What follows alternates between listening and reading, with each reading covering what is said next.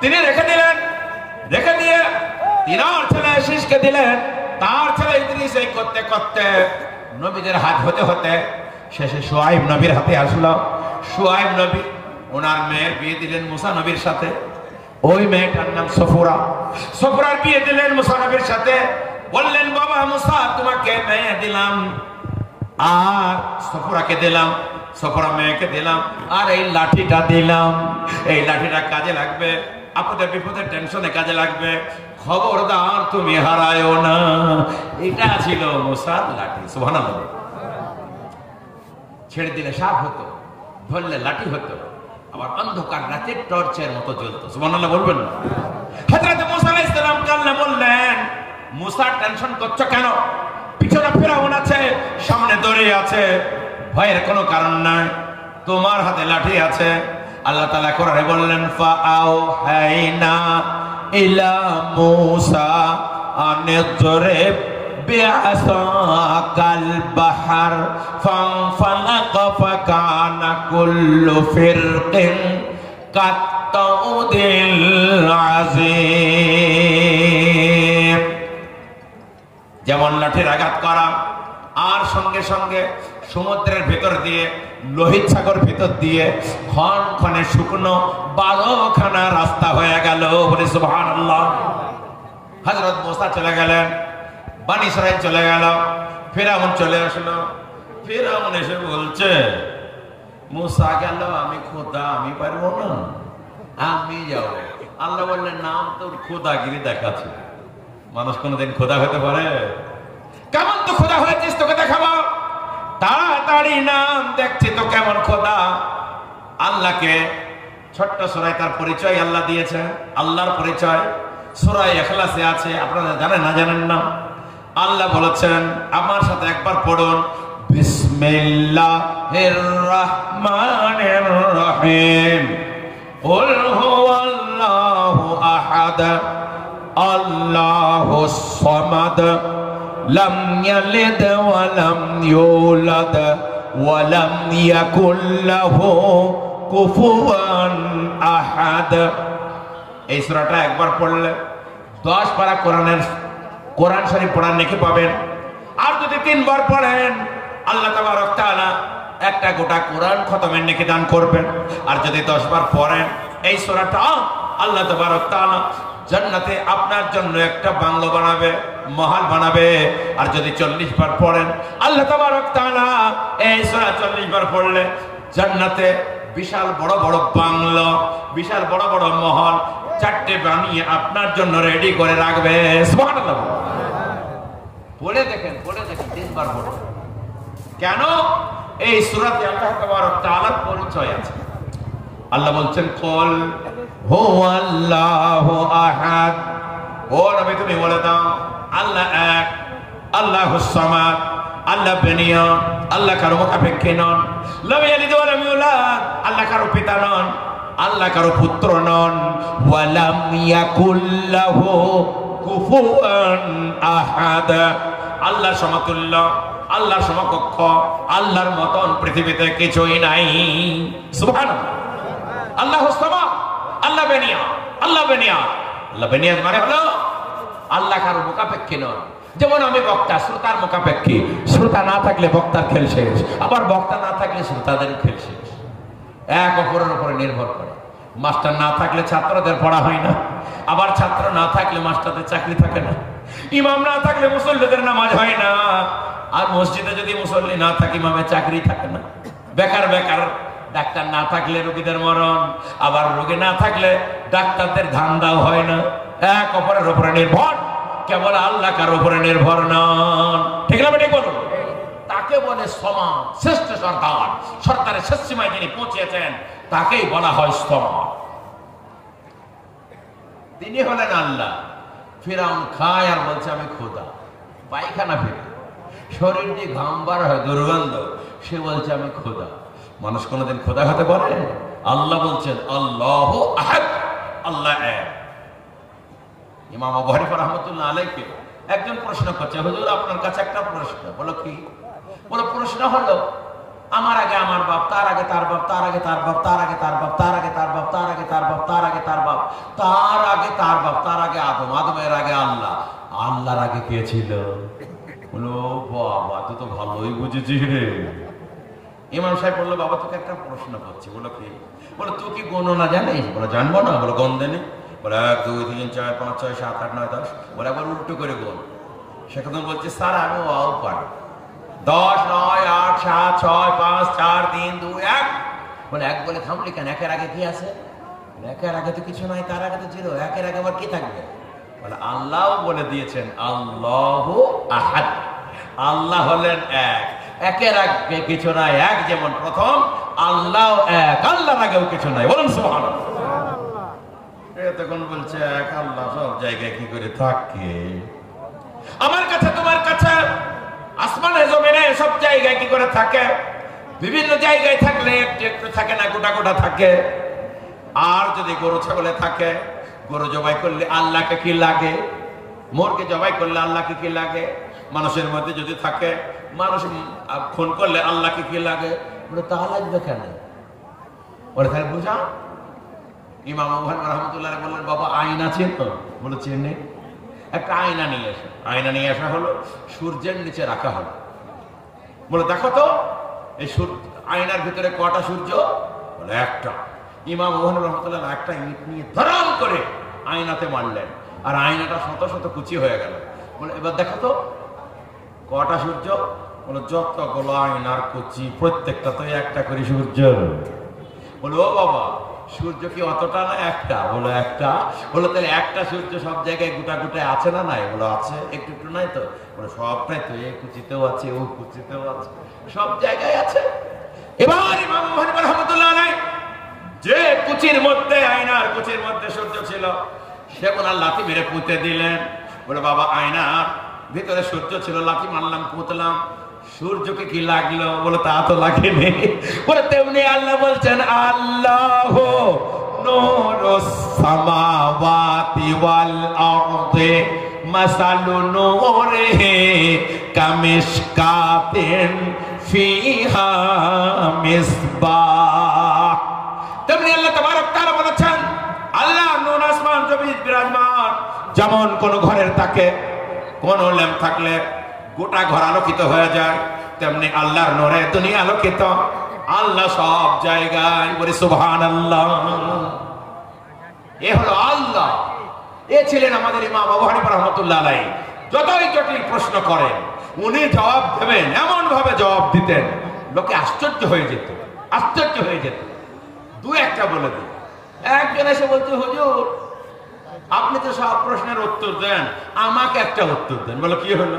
বলে হুজুর আমার বাড়িতে আমার বিবি, আমার ছেলে, আমার মেয়ের, আমার মেয়েদের, আমার বৌমাদের সোনা সব ভাঁড়ে ভরে মাটিতে চরের ভয়ে পুঁতে রেখেছিলাম। ঘরের ভিতরে মাটিতে বাড়ির কোনো জায়গায় পুঁতে রেখেছিলাম।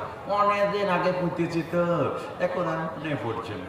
আপনি একটু বলে দেন না হুজুর, ওই সোনার ভাঁড় আমি কোথায় পুঁতেছি? এখন তো মনে হচ্ছে ট্র্যাক্টর নিশ্চয় দুনিয়ায় চষতে হবে, কোথায় পাবো আমি মনে পড়ছে না। তো ইমাম আবু হানিফা বললেন এ বাবা, ইয়া হাদিস না কোরআন না ফিকহ, তোর সোনা কোথা হারিয়েছে, ভাঁড় আমি কি করবো? ওর হুজুর আপনি পারবেন, আপনি এমন ইমাম, আপনি পারবেন। ইমাম আবু হানিফা রাহমাতুল্লাহ আলাইহি বললেন এক কাজ করো, বাড়ি যাও, বাড়ি গিয়ে এসে নামাজ পড়ো, ভালো করে খাওয়া দাওয়া করো, তারপরে ওযু করো, তারপরে 2 রাকাত করে নফলের নিয়ত করে ফজর পর্যন্ত নফল নামাজ পড়ো। ফজরের পরে নামাজ পড়ে আমার কাছে আসবে, তোমার সোনার ভাঁড় কোথায় পোঁতা আছে আমি বলবো। ও বেচারা সোনা পাওয়ার জন্য এসার নামাজ পড়ে খেয়ে দেয়, উজু করে 2 রাকাত নামাজ পড়েছে, 2 রাকাত পড়েছে, আর 2 রাকাত নিয়ত করেছে, 3 রাকাত হয়েছে, এখন 4 রাকাত পড়াও হয়নি। শয়তান ওকে নামাজ পড়তে দেয়, কোন জায়গায় কিভাবে পুঁতেছিল সব মনে করে দিয়েছে। ও নামাজ ভেঙে তাড়াতাড়ি করে যে কুদাল দিয়ে ঘুরে সোনার ভাঁড় তুলে বগল করে নিয়ে ঘুমিয়েছে। সকালবেলা ইমাম সাহেবের সাথে দেখা, ইমাম সাহেব বলছে খবর কি? বলো হুজুর বেশি পড়তে হয়নি, 3 রাকাতই হয়েছে। বলে পড়লেন কেন? বলে হুজুর আবার যদি ভুলে যায়। ইমাম আবু হানিফা রাহমাতুল্লাহ আলাইহি বললেন আমি জানি শয়তান তোকে সারা রাত নামাজ পড়তে দেবে না, শয়তান দেখছে যদি সারা রাত নামাজ পড়ে এখনই কোথায় আল্লাহর ওলি হয়ে যাবে, তা মানে ওর সোনার ভাড়ের কথা মনে পড়ে দিল ও অপকর করে ঘুমুক গা, নামাজ তো ছাড়ো কমসে কম। এই হলো ইমাম আবু হানিফা রাহমাতুল্লাহ আলাইহি। নামাজের সব কথা মনে আসে না?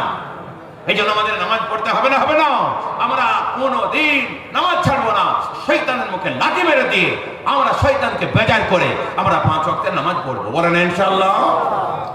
ইনি হলেন ইমাম আবু হানিফা রাহমাতুল্লাহ আলাইহি। একটা মেয়ে এসে বলছে, হুজুর আমার স্বামী বলেছে তুই যদি তোর বাপের বাড়িতে পা দিস তোকে 3 তালাক থাকলো।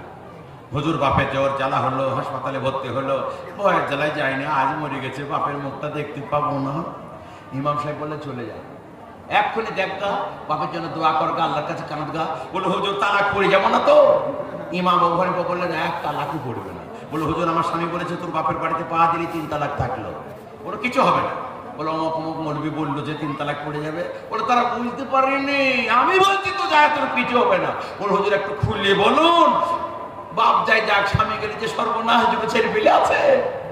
ইমাম আবু হানিফা বললেন, পাগলি, তোর স্বামী বলেছে তোর বাপের বাড়ি গেলে 3 তালাক, তোর বাপ কে আর আছে রে, সে তো কটল তুলেছে, এখন তোদের বাড়িতে যাবি, তোর ভাইদের বাড়িতে যাবি, তো তালাক কিছু লেগে পড়বে। এই ছিলেন ইমাম আবু হানিফা রাহমাতুল্লাহ আলাইহি। এমন উত্তর দিতেন লোক হয়রান হয়ে যেত। মানুষ মরে গেলে কি আর তার বাড়ি থাকে রে বাবা? বাড়ি তো তার ছেলেদের হয়ে যায়। এখন তো তোর ভাইদের বাড়ি, এখন তো তোদের বাড়িতে, তুই যাবি তা কি হয়েছে, যা। ইমাম আবু হানিফা রাহমাতুল্লাহ আলাইহি এমন উত্তর দিতেন, লোক হয়রান হয়ে যেত, পেরেশান হয়ে যেত। আবার ইশারাতে উত্তর দিতেন, শুনলে আশ্চর্য হবেন। একটা মহিলা এসে বললেন, মহিলা আসেন, ইমাম আবু হানিফা রাহমাতুল্লাহ আলাইহি বসে আছেন। একটা মহিলা একটা প্লেটে করে একটা আপেল পাঠিয়ে দিল। ইমাম আবু হানিফা রাহমাতুল্লাহ আলাইহি বসে আছেন, আপেলটা দেখলেন, দেখে বললেন কে পাঠালো গো? বললো একটা মহিলা পাঠিয়েছে।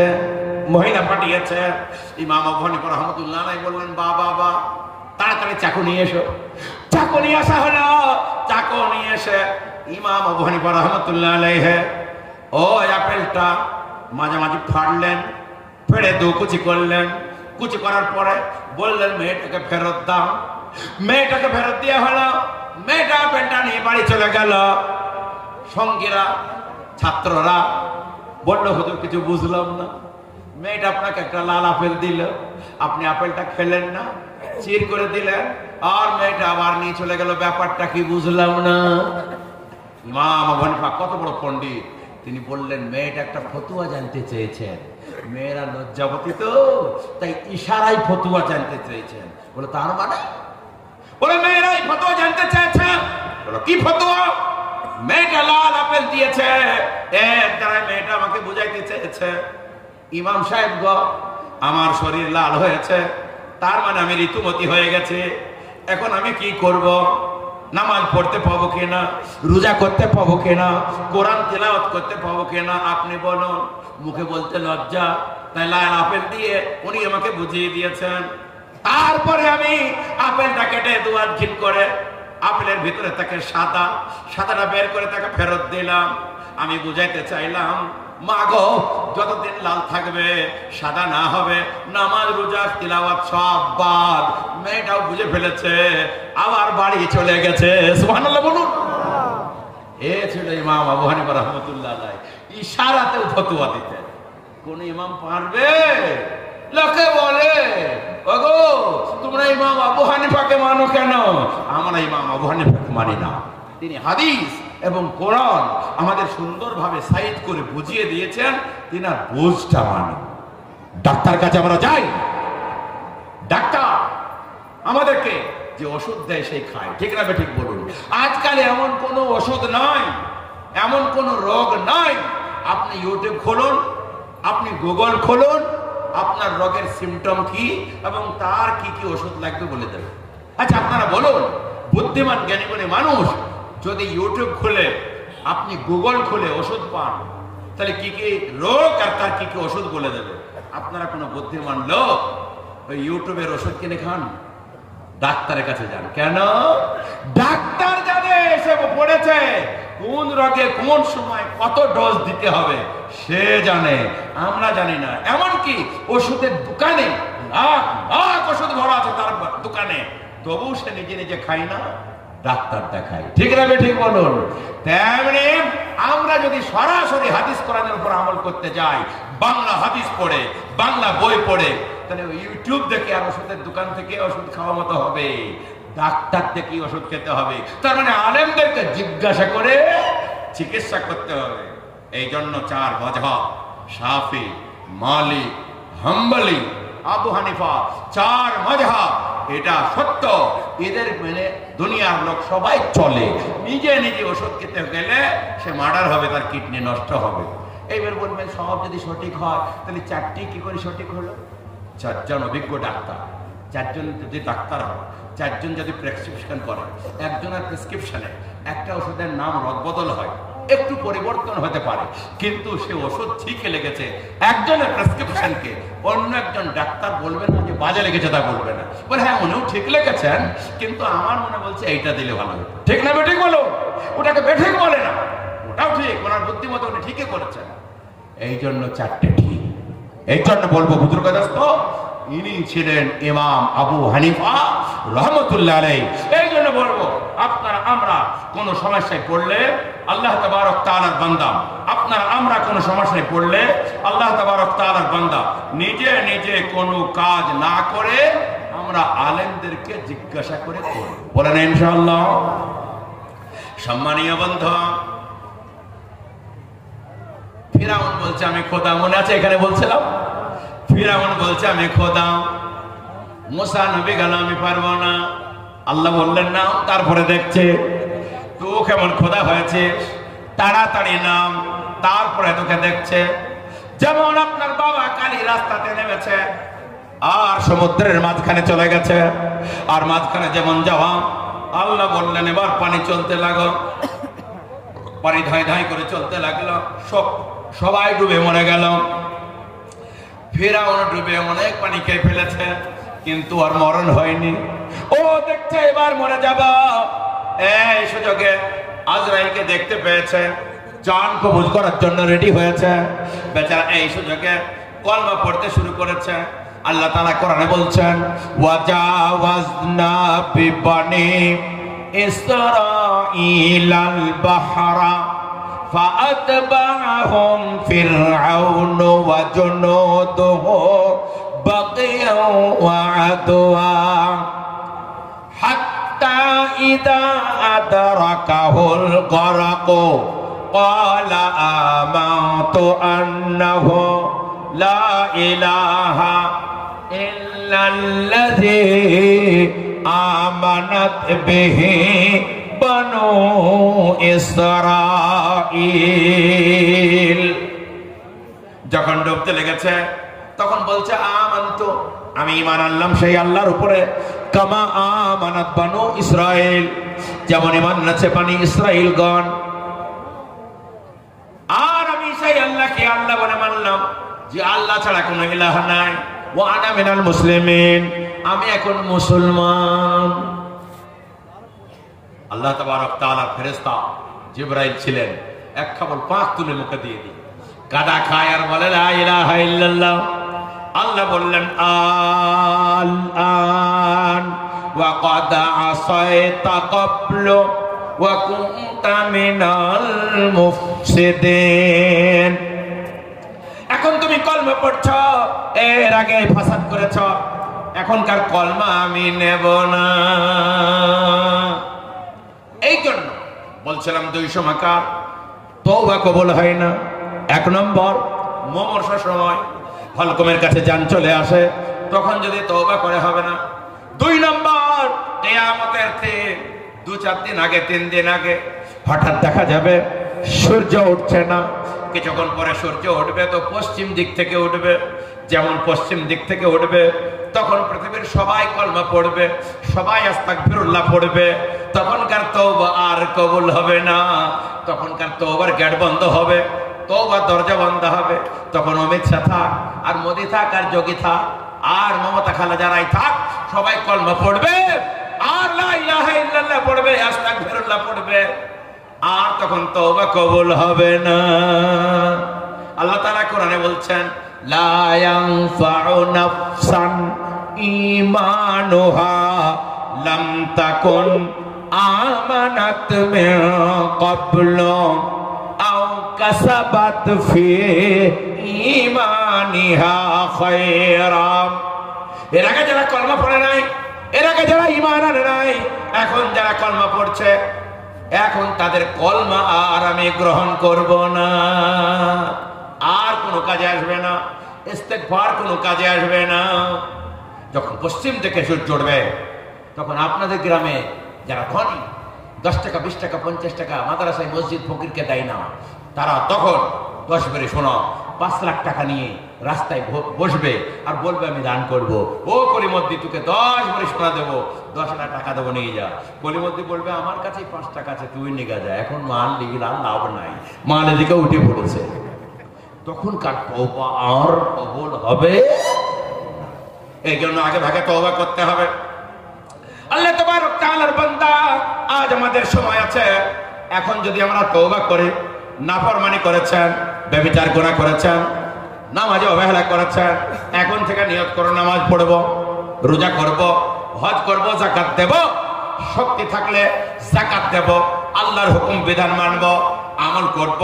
আল্লাহ তাবারক তাআলা আপনার তওবা কবুল করবে। আমল করতে লাগতে হবে, আল্লাহ পিছনকার গুনাহ সব মাফ করে দেবে। আর আমল যদি না করে কোনো রেহাই নেই। এ বাবা, রাত 12টা পর্যন্ত দাদু আর নাতি ওয়াজ শুনেছে, ওয়াজ শুনে বাড়ি যাচ্ছে। এই বাড়ি যেতে যেতে ক্যানেল পার হতে হয়েছে। ক্যানেল পার হতে যে একেবারে নাতির জামা কাপড় সব ভিজে গেছে। ও পরে যে দেখছে দাদুর কিছুই ভিজেনি। দাদু বলছে এই বাদর তো ভিজলো কেন রে? বলে এক বুক পানি ভিজবে না? বলে আমার ভিজে নে। নাতি বলছে তোমার কেন ভিজে? যখন পানি হাঁটু পর্যন্ত তুমি তখন লুঙ্গি কোমরে বাঁধলে, আর যখন পানি কোমর পর্যন্ত তখন তুমি লুঙ্গি জামা খুলে পাগড়ি বাঁধলে, তোমার ভিজে? বলে গাধা তোর কেন ভিজলো রে? বলে ভিজবে না। এখন টাটকা মৌলবী সাহেবের মুখে শুনিয়ে আসলাম। মৌলবী সাহেব বললো হাঁটুর উপরে কাপড় তোলা হারাম, ছতর ঢাকা ফরজ, এই জন্য ভয়ের জ্বালায় আমি তুলে ভিজে গেছে। দাদু তখন বলছে গাধা করেছে কি রে? আমি 40 বছর ধরে ওয়াজ শুনছি, যেখানকার ওয়াজ সেইখানে তুই আসি। ওই মৌলবী সাহেবদের ওয়াজ বাড়ি নিয়ে এসেছে, ওদের ওয়াজ বাড়ি নিয়ে আসলে দুনিয়ায় চলা যাবে? এ বাবা, এইরকম যদি ওয়াজ শুনি আমাদের পরিবর্তন হবে? ইন্নাল্লাহা লা ইউগাইয়িরু মা বিকওমিন হাত্তা ইউগাইয়িরু মা বিআনফুসিহিম। ওই জাতিকে আল্লাহ কোনোদিন পরিবর্তন করেন না যে জাতি নিজেদের পরিবর্তন নিজেরা করার চেষ্টা না করে। আমাদের পরিবর্তন আমরা যদি আনার চেষ্টা না করি, আমাদের কেউ পরিবর্তন করে দেবে না। এই জন্য বলবো, বুঝের কথা তো হাদিস কোরআনের কথা শুনলাম, বুঝলাম, আমল করার চেষ্টা করব। এবার পবিত্র কোরআন পড়েছি, তার একটু তাফসীর করব। লাভ কি হবে? অক্ষরে অক্ষরে 10 করে নাকি আপনার আমার নামায় লেখা হবে। ইমাম সাহেব কিন্তু আমাকে একটা সাজেশন দিয়েছেন। ইমাম সাহেব বলেছে, হুজুর কমিটির তরফ থেকে নির্দেশ, কমিটির তরফ থেকে আপনাকে আবেদন, আপনাকে হযরত উমরের জীবনী বলতে হবে। তা আমি অনেক দূর তওবার কথা বলতে বলতে চলে এসেছি। ইমাম সাহেব যেটা নির্দেশ দিয়েছেন, ইমাম সাহেবের কথা তো মানতেই হবে। আপনারা ধৈর্য ধরে শোনো।